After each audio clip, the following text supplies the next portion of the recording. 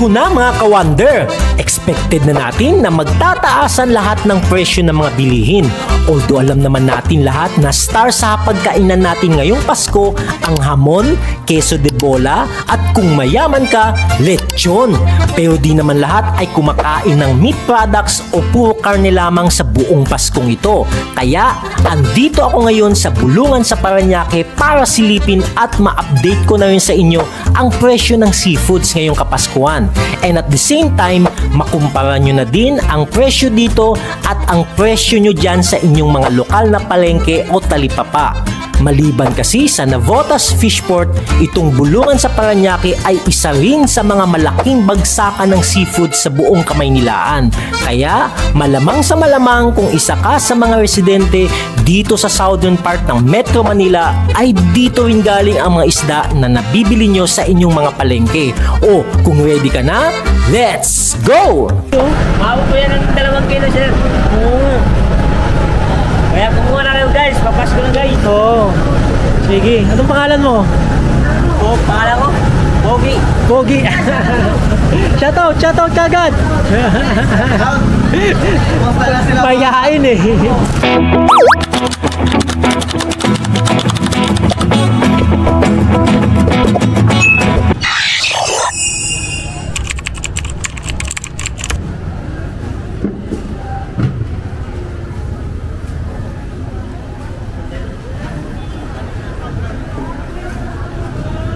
Maya-maya to 50 ang kilo. Ito ay ang Imelda fish mga ka-wonder o isang karpa na mahuhuli sa mga tubig tabang gaya ng ilog. And take note, mahuhuli mo din itong Imelda fish kahit sa Pasig River. Meron tayong isdang Imelda. Adapted sila dun sa conditions na may pollution. The reason why they put this name Maya-maya is to confuse the buyers. Murang isda guys. Sarap yan Maya-maya. Maya-maya mos no? Because the real Maya-maya o red snapper sa English ay makikita sa dagat at may mataas na presyo compared sa Imelda fish. Magkaiba din ang lasa nilang dalawa. Mas masarap ang tunay na Maya-maya kaysa sa Imelda fish na lasang burak.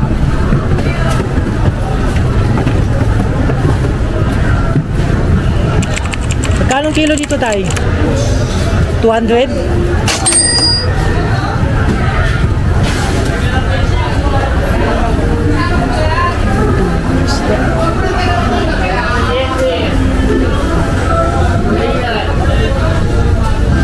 Balukan, bangus, 170 ang kilo.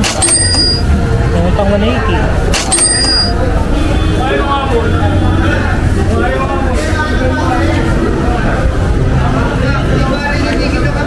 Mga bangus sa mga tilapia ito bang dito. May 150 ang kilo, may 160. Boneless.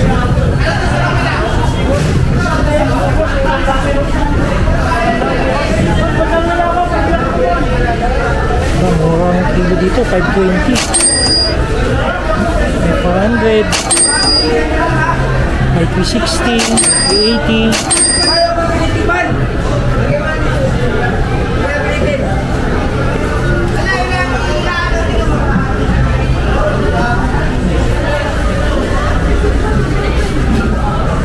Jetro. Ito kay Jetro. Frozen mga galunggong.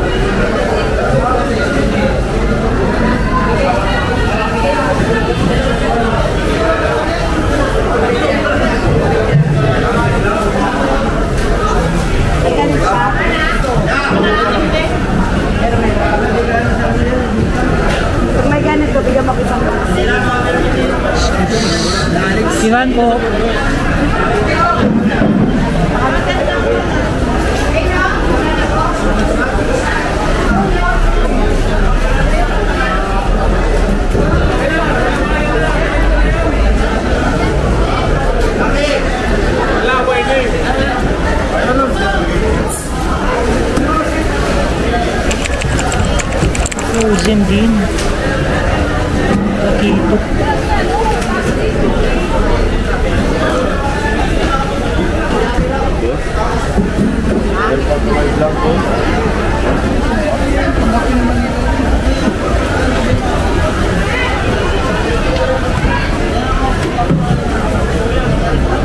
Magkano ang kilo dito?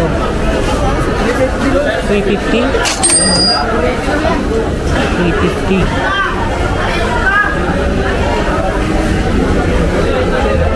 Magkano ang kilo dito sa malaking pusit? 500. Pusit. Ito ba yung pusit lumot? Lumot yan. Ha? Lumot? Okay.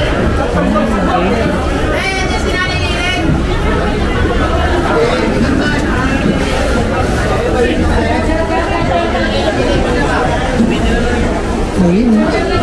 Magkano ang kilo, boss? 200? 200 ang kilo. Daming isda ngayon dito.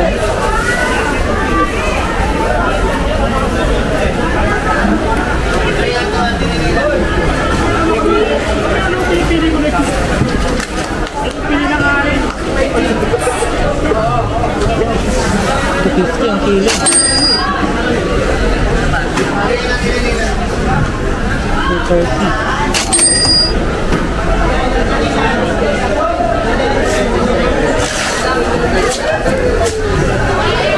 Ang dami ng mga frozen dito na isda.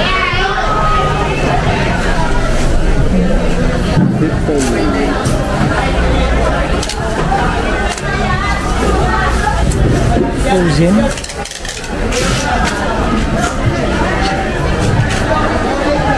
Ang laki ng sugpo.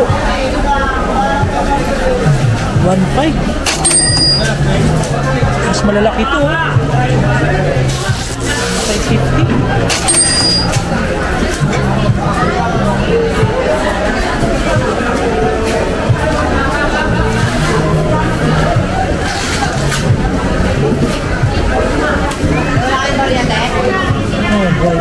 Magkano kilo? 600? Mud crab, 600.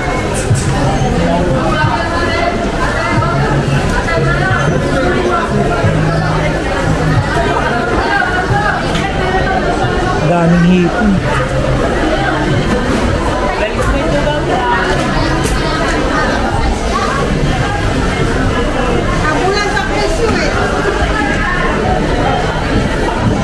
Panga.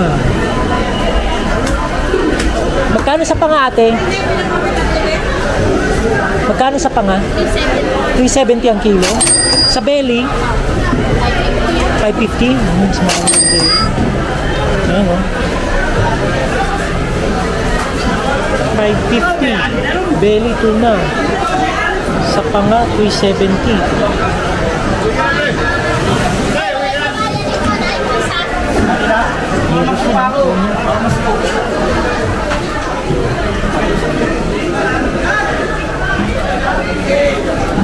Meron pala mga frozen dito.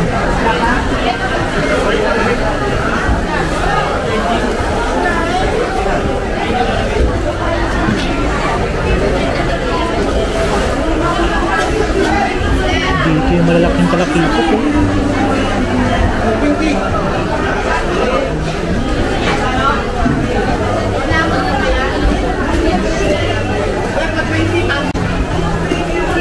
Magkano dito tayo? 500? Ang kilo? Mahigit isang kilo na to? Mahigit, meron ko lang. Daming taon.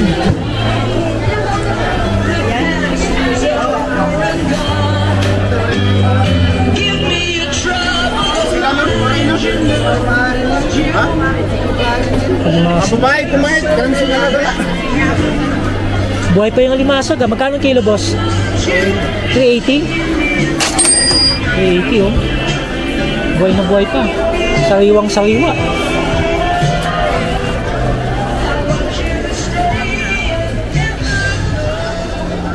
Yellow pin. Magkano kilo, boss? 300, 280. 280 yung maliliit. 300 yung malalaki. Okay na yun. Sariwang sariwa, oh. Buwang sariwa.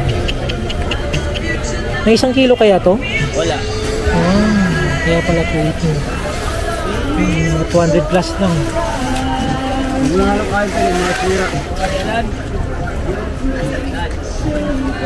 Pre, may kanyasan ako pre, muna lang pre. Uli. Asa ba yung white side? White side. So, sana makita dito, no? Andito yung mga bangka, mga kawander, itong mga malalaking bangka na ginagamit nila sa pangingisda. Kaya na medyo madilim eh. Hindi yata makikita. Anyway, tuloy natin yung pag-iikot natin. Daming alimasag. So, nakuha na yan.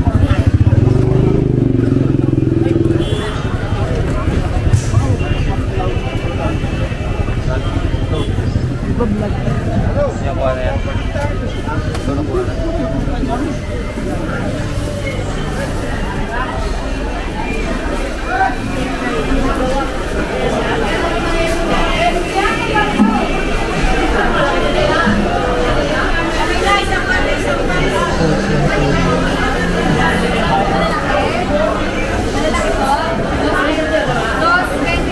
Dito po si ganito dos.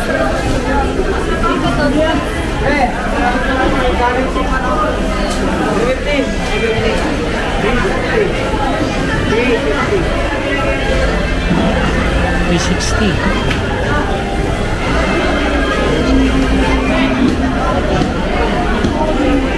Pagi.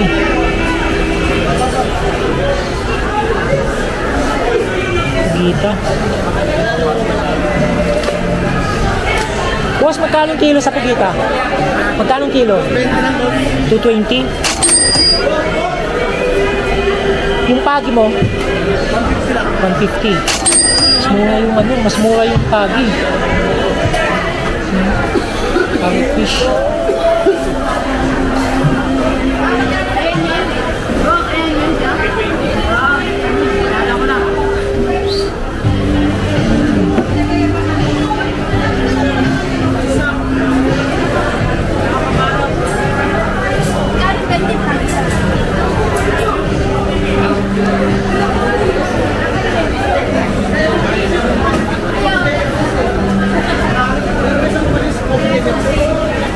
Lapu-lapu, lalaki oh. Sa kabila.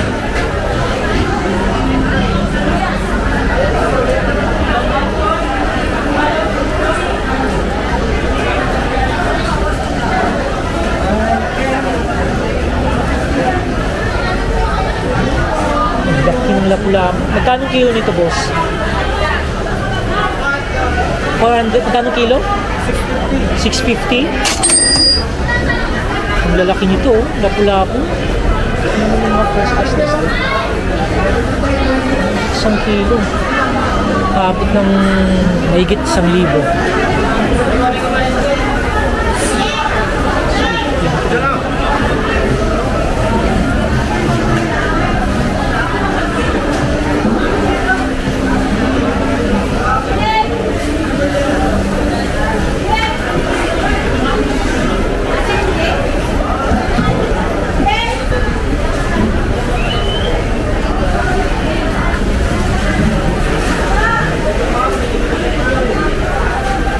Ulo ng salmon.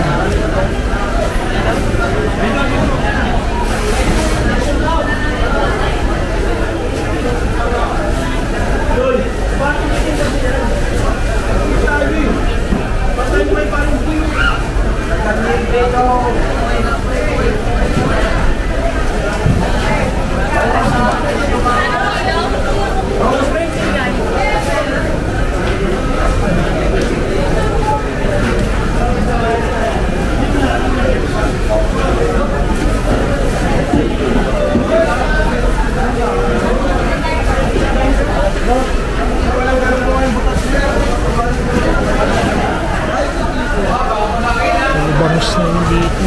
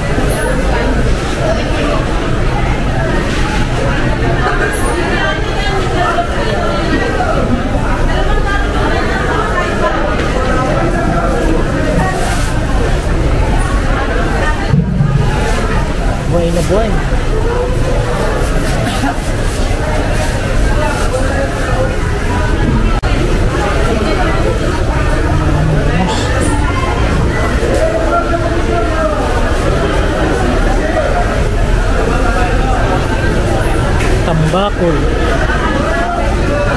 Sariwa pa oh. 220 ang kilo.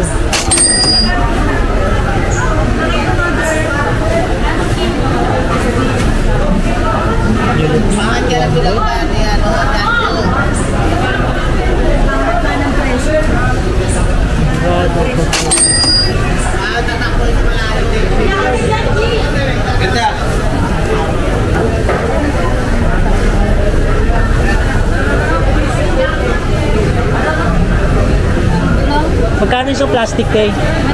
180. Isang kilo to? Dulo mo. Maliliit na 180.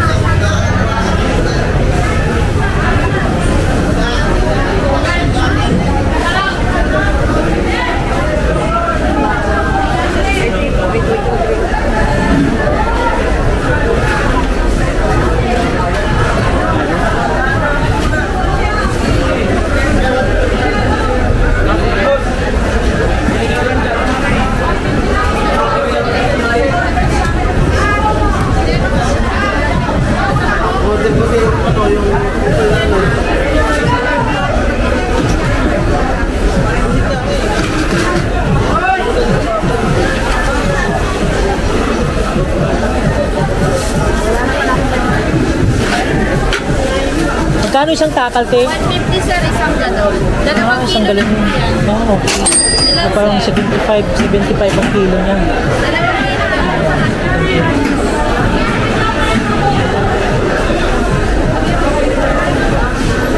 So, dalawang galon, 2 kilo, 150. 75 pesos ang tahong.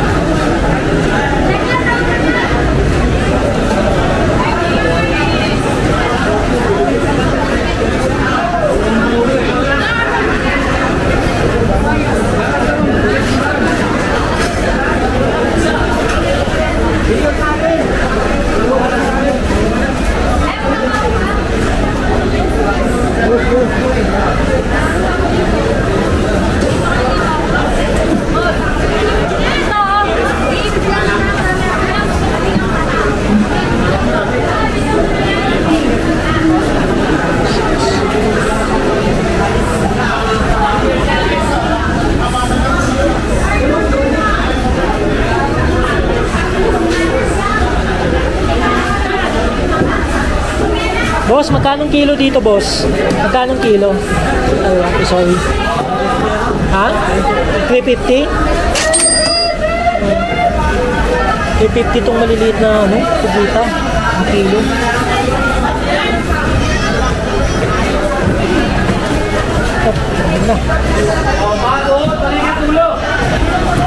Magkano sa pusit, boss? 480 ang kilo? 480 ang kilo sa pusit.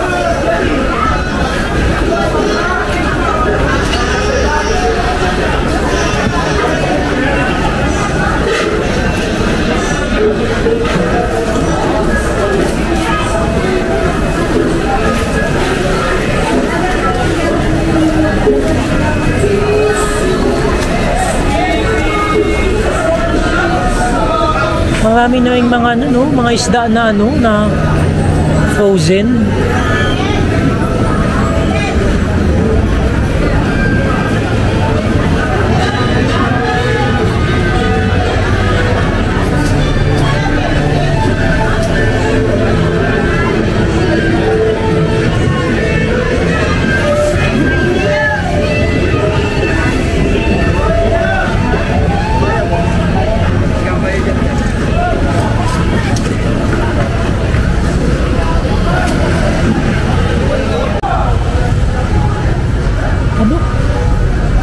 Anong tawag dito, boss?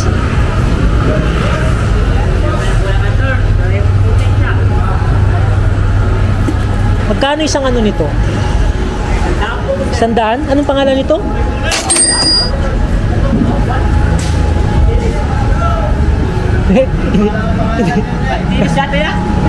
Parang ano eh. Tuway, ano? boss, vlog. Oo. Boss, Ang laki ng taong. Magkano kilo? mga boss, tapat mo sa mukha ko Oh, para, yeah. para marami bumili sa akin. Oo. Magkano kilo ng taong mo? Hindi boss, puro lata po yan, puro lata. Per lata. Magkano yung ganyan? 80 na. 180. So, ang patak niya 90. Ang ano niya. Sa isang ganyan, mga ilang kilo inaabot? Dalawa?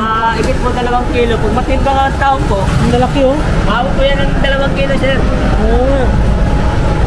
Kaya kumuha na kayo guys, papasko na guys. Oo. Sige. Anong pangalan mo? O, pangalan ko, Pogi. Pogi. Shoutout kagad. Basta na sila. Mayayain eh. Maraming tao dito guys. Oo. Ang dami dito. Kaya nandito banda po mga bangus na. Sariwa naman oh, lalaki.